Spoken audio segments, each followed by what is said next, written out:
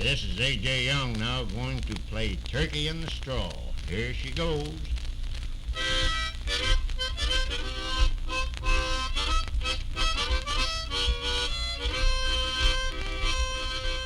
At the time he shot these home movies in 1933, A.J. Young was 36 years old. He and his wife Frances lived and worked on the Young family farm in Benton County, Arkansas. Frances would seldom call A.J. by his given name Andrew, and A.J. would never call his wife Frances. Like everyone else in the community, he called her Fanny.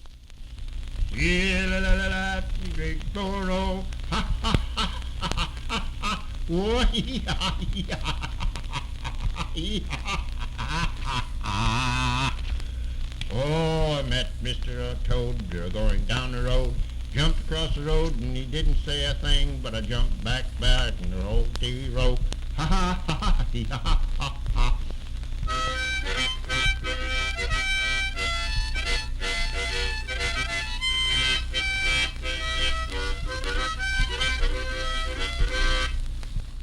Though they raised poultry and livestock to feed their large extended family, the vast majority of the Young's land was thick with apple trees.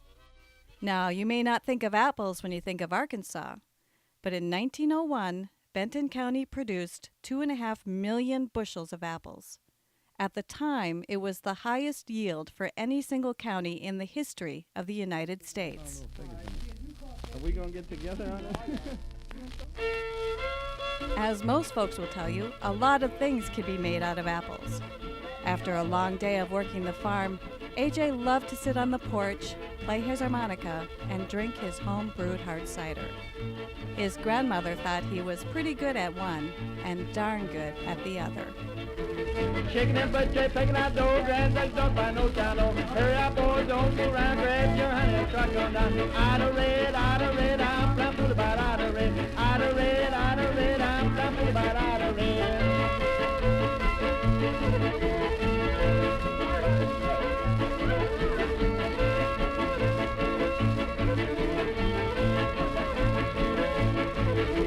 Grab your honey, pat on head, you don't like biscuits, eat cornbread, left foot up, right foot down, grab your honey, go round and round. What the hell's that?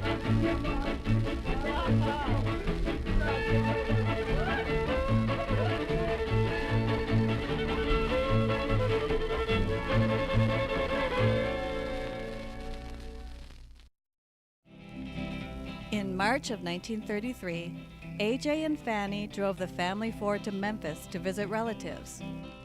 Members of the Young family had been eager to see Fanny, but it was A.J. who quickly became the center of attention with his motion picture camera. For many in the neighborhood, it would be the first time someone captured their image on film. Ma, he's making eyes at me. Ma, he's awful nice to me. Ma, he's almost breaking my heart. I'm beside him. Mercy, let his conscience guide him. Oh, he wants to marry me. My honeybee. Every minute he's older. Now he's leaning on my shoulder. While he's kissing me. While in Memphis, A.J. took his camera to the streets. In a postcard to his mother, he noted that the city was busy with people, cars, and trolleys. A.J. spotted two men offloading crates of vegetables from a boxcar, slowly stacking their cargo onto the back of a horse-drawn wagon. Having been raised on a farm by a father who loved horses, A.J. filmed the following scene. Well, hello there, Lamar. How you coming? What do you say, Uncle Andrew? You're doing any good nowadays? Well, I can't say whether I'm doing much or not. Just getting along, and that's about all. You tell me it is your birthday the other day. Yeah, I had a birthday Tuesday. Another year rolled around. How old are you now? Oh, about 32, I guess. 32. Yeah, Oh, you're getting up in years now. yeah, getting old enough to sleep by myself anyhow. Yeah? In 1934, Arkansas suffered the hottest summer on record. There were 12 days with temperatures over 105 degrees. On June 10th, the temperature reached 111. To make matters worse, there was no rain for 76 straight days. Crops failed, and A.J. stopped taking motion pictures. He couldn't bear to watch his family suffer, much less record the tragedy. He would never pick up a camera again.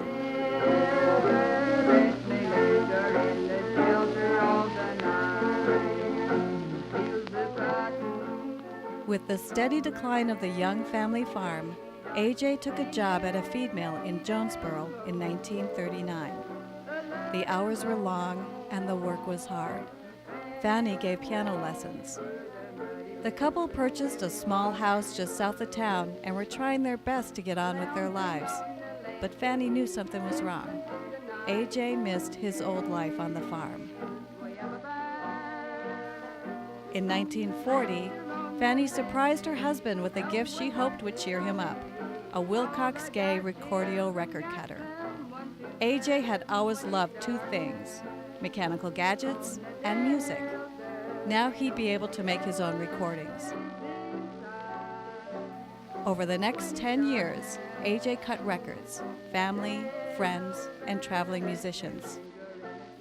Because of its proximity to Memphis, touring musical acts would often book secondary shows in Jonesboro, arranging gigs at a local dance hall. A.J. would invite these musicians to stop by his house, cut a record, and taste his apple cider. Every home recording used in this film was cut by A.J. Young.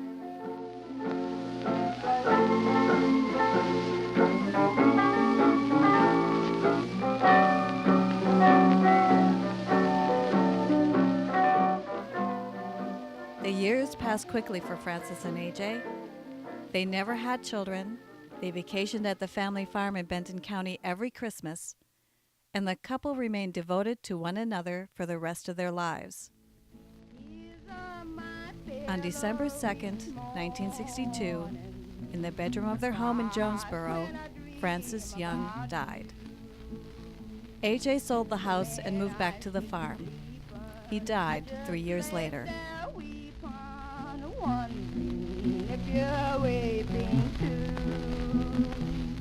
I'm trying so hard to forget you, but that's not so easy to do. With tears on my pillow each morning, tears that I shed over you. It was said A.J. used to sit alone in a darkened room of the old homestead, watch the Young family films, and play his home recordings.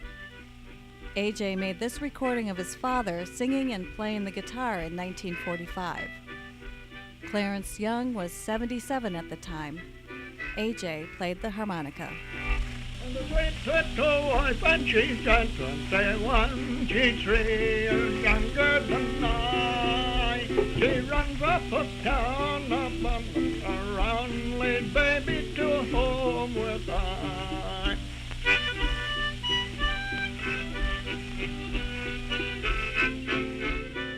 In 2003, A.J.'s beloved farm and all of its contents was auctioned off.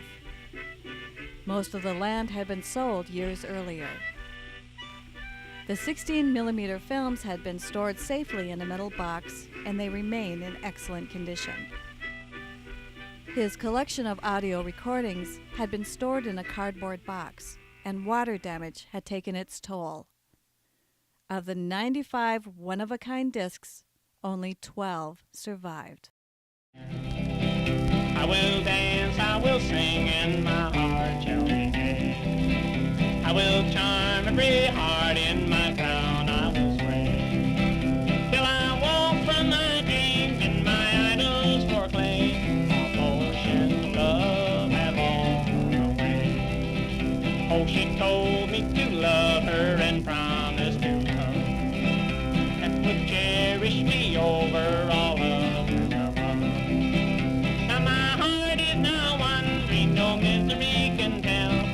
Left me warning, no words of farewell.